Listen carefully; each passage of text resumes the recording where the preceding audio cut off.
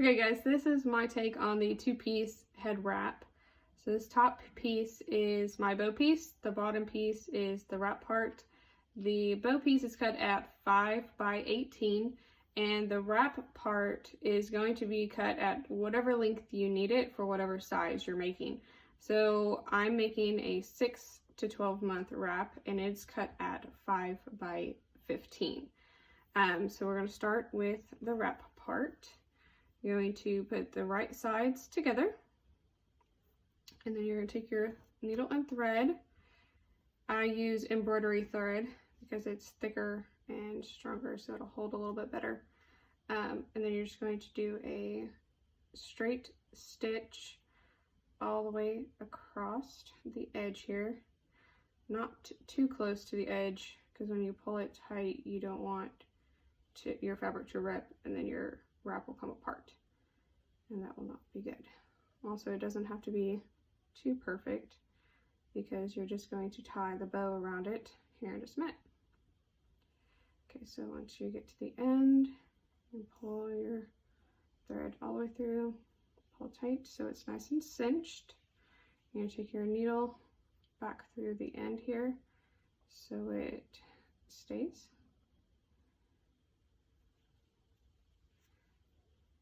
And pull it tight, and then you're just going to tie it off like normal, and I double knot it to make sure it's not going to come out. That's stuck.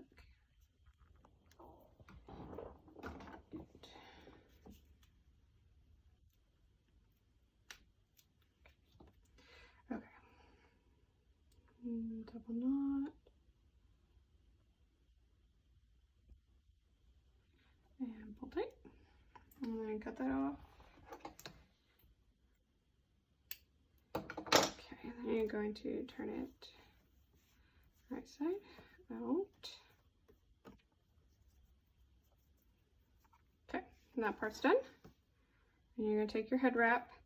With prints, you need to make sure that your fabric is upside down, that you're folding it upside down. So when you fold it over like this, the print is upside down to you. I'm going to make a 5-inch bow, so I'm just going to fold it to 5 inches. Measure real quick. And you can do whatever size you want for preference. I offer different sizes. This one just happens to be a 5-inch bow. You will fold it.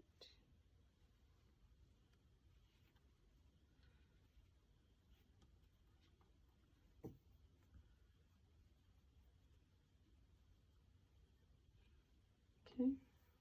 Then I use a baby hair tie to hold it in place while I am tying it, so I don't have to worry about losing my pleats. Okay. So now that you have that, don't worry about this little piece right here. We'll cut that off at the end once we get it all adjusted.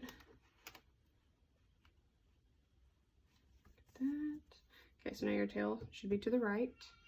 Then you're going to take your, well, let me do this first. I always like to tuck mine under here, under my hand, so it's nice and tight. Get this out of the way. I fold it in half. And then wrap it around. So then once you get to this part, it's just going to be like a normal bow when you put it on a nylon band. So you have your two pieces. When using prints, again, you want to make sure that they are matching. So whenever you're holding it in your hand like this, you want to make sure that the prints are going to match and line up and be going the same direction. And the part that you sewed, you're just going to put right in the middle there. So then that way your tail covers up your stitching that you just did, and you won't even be able to tell that you did it. You're going to tie it here. Okay. Don't pull too tight at first because you want to be able to give yourself some wiggle room to adjust. So I'm just going to adjust it here the way that I like it. and pull. See, you can see the stitching there. You just want to pull it to where it's under the knot so you can't see it at all. And don't pull too hard, because with this bullet fabric or any stretch fabric, you can stretch it out and then it will leave like little runs in the fabric, and you don't want to do that. So then I'm just going to fix this up so it's nice and smooth and straight. Just gonna tuck and pull, tuck and pull.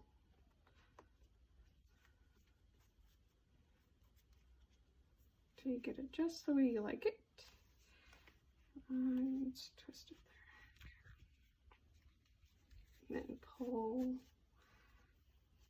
tight as you want, really. Doesn't really matter. I know some people like a tighter knot and some people like a looser knot. I like mine pretty tight. And with this method, you also don't have to really worry about your bow coming untied. So then your customers don't have to worry about it coming untied and worried about trying to fix it themselves. Okay. Once you got that done, then you can take your scissors and cut your tail off.